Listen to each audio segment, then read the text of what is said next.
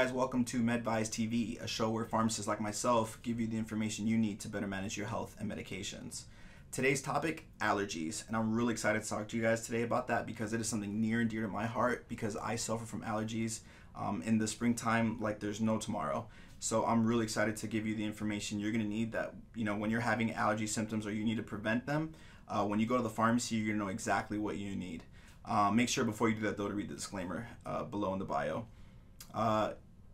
Before we get into the medications that's going to help you either treat or prevent your allergy symptoms, first I want to talk about prevention. Now, allergies are caused by a lot of different things called triggers, and it's really going to be important to figure out what your trigger of what is causing your allergies, like what's triggering those symptoms to come up for you. And sometimes people take a log or try to see when those symptoms are happening more often, like is it at home, is it at work, is it when you go outside?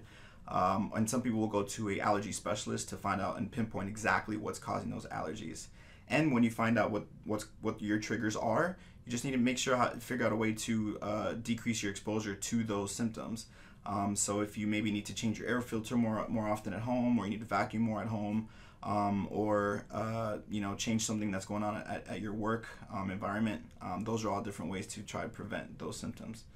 Now that you've, assuming you eventually became a pro at prevention and none of that worked, it's probably going to be time for you to go to the pharmacy. So when you get to the pharmacy, there's a bunch of options. I'm sure some of you guys have been inside a pharmacy already and saw the huge wall of like 1,000 medications that you have to pick from. So my goal is to really try to help you figure out what's going to be best for you. So the first thing that I'll talk about is something I actually don't usually recommend, which I'll go into now, is the Neti Pot. It's like a saline irrigation solution that is been used to reduce the symptoms of allergies, but it's super uncomfortable. I've actually tried this before. It's really uncomfortable to use. You have to mix it with a certain type of solution, which do not use tap water. Make sure it's the solution they provided, or distilled water or boiled water. But you basically pour the water into this thing, and then you have to put it through like one passage, and it's going to leak out the other. It's really uncomfortable, and I usually don't recommend it because it's something that's hard to kind of stick to as a routine. Now, going more into what I usually recommend, we'll start off with a drug with drugs called antihistamines, and there's three main ones that I usually recommend, and I'll start off by going over the weakest, or kind of like a starting point of antihistamines, and work our way up to the more stronger ones. What the antihistamines will treat are usually if you have a runny nose or watery, itchy eyes, sneezing. Those are really what the antihistamines are going to be used for. So the first one we'll talk about is the Claritin. It's a great starting point. It's non-drowsy. I usually really recommend this one to just start if you've never had allergies before. You can use it as a preventative measure, so you can take one every morning, or you can take it as a reactive way of treating symptoms that are already present. The next thing we'll go into is the Allegro. This is kind of like the middle ground. It's fairly stronger than the Claritin is. The reason I don't usually start by recommending this because it's pretty expensive, because it's pretty strong and also considered non-drowsy. Just be really careful with the Allegro, because if you take certain juices with it, it will actually prevent your body from absorbing the proper amount of Allegro needed to treat your allergy symptoms. So the third of the main antihistamines that I'll talk to you about today is the Sire Tech. I'm not showing you the front because it's green and I'm on a green screen right now, so it'll just look real funny. But this is the stronger of the three. It doesn't say on there that it's drowsy or non-drowsy, and that's because it kind of varies from person to person. So some people do get a little sleepy on it and some people don't. So it's really up to you to try it out and see if maybe it's something you might have to take at nighttime. Now, being that I gave you the order of the increasing in the strength of these, some people, I have patients that have tried Sire Tech and have tried the Claritin and think that, or feel that the Claritin works way better for them. And if that's the case for you, please do that. A lot of these things, your body will respond differently. So really find what works for you and stick with it to treat those symptoms. Now, another antihistamine that we'll talk about is one that I also do not recommend because it's very strong. It's the Benadryl. Plus, certain people shouldn't be taking this. Like if you're a woman who's breastfeeding, you shouldn't. This can interfere with your breastfeeding. Then there's also people that have BPH or asthma. I would really make sure that you avoid these if you have any of those. And really make sure you talk to your healthcare provider or pharmacist before starting the Benadryl. Now, at the time of this recording, another antihistamine did come to be available over the counter, which is the Zizal. You can now find this at the pharmacy. It used to be prescription strength. It's basically like a purer form of the Sire Tech. And the reason it's available is because some studies have shown that it has the potential to be less drowsy than Sire Tech, but those studies are not. There's conflicting evidence of that, so it's fairly new. And again, you can try it, if you haven't tried anything else, and see if it works for you, and then give it a shot. Now that we've spoken about the antihistamines, the next thing I want to go into is so for the antihistamines, you're using those if it's mild to moderate allergy symptoms. Now we're going to go into the steroid nasal sprays that are used for if it's more moderate to severe allergy symptoms. And we'll talk about the Nasacort. I have a Flonase here also, but it's an all green bottle and it's not going to show up really well here, so I'm only going to have the Nasacort in my hand, but I don't have a preference. This is Nasacort versus Flonase is also one of those. Try one and try it for a couple weeks, and if it doesn't work, try another one. But it's really person specific, and one might work well for one person, one might not for the other. So these are the most effective ways to treat your allergy symptoms that's available.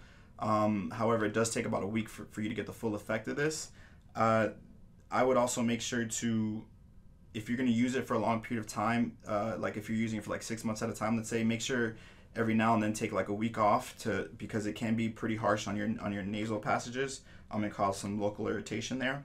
Now, it is a steroid, and a lot of people get scared with taking a steroid, but it works locally in your nose, so it doesn't really, not much of it gets absorbed into the body, so you usually don't have to worry about that. Make sure also when you take this, I'll do another video, which hopefully the link might pop up somewhere if I can figure out how to use YouTube. It'll pop up somewhere. I'll do a video on exactly how to use the nasal spray. But usually, you want to just tilt your head forward because it'll prevent it from dripping in the back, which can cause a very weird taste. And make sure you spray in using the opposite hand. So for this nostril, you use the opposite hand and vice versa. And I think that's all I want to talk about with the nasal sprays. There's one more nasal spray actually that we can talk about. So there's one called Afrin. So the Afrin, it works really well. It works probably within about 5 or 10 minutes. The only thing is you cannot use this for more than 3 days because you will get something called rebound congestion, which basically means that if you take this, let's say for 5-10 days, your congestion might come back 10 times worse than what it already was. So be really careful with taking the Afrin. So when your congestion just isn't really going away, or if you have severe congestion associated with these allergy symptoms, one thing you're going to want to consider doing is adding on a Sudafed product. The Sudafed works really well. It also works pretty quickly. In terms of probably within 30 minutes to an hour, it's going to work for you. Now, there are some things that I really want to make sure that you understand about the Sudafed, though. It can increase your heart rate, and it can increase your blood pressure. So if you have any of those issues or any sort of heart issues, I would be very careful in taking this product. In addition, it's like taking it's like having coffee. It's like drinking a cup of coffee. So if you take this at 10 in the morning, you might have some issues with going to sleep. Now, and this is only available behind the counter with the pharmacist. So you can't just walk into a pharmacy and pick this up because it's regulated by the government. Now, there are products that are also available behind the counter with the pharmacist, and which contain Sudafed in it. And those are things like there's something called Claritin D or Sire Tech D, which the letter D basically represents the Sudafed being in combination with that one Claritin or Allegro product.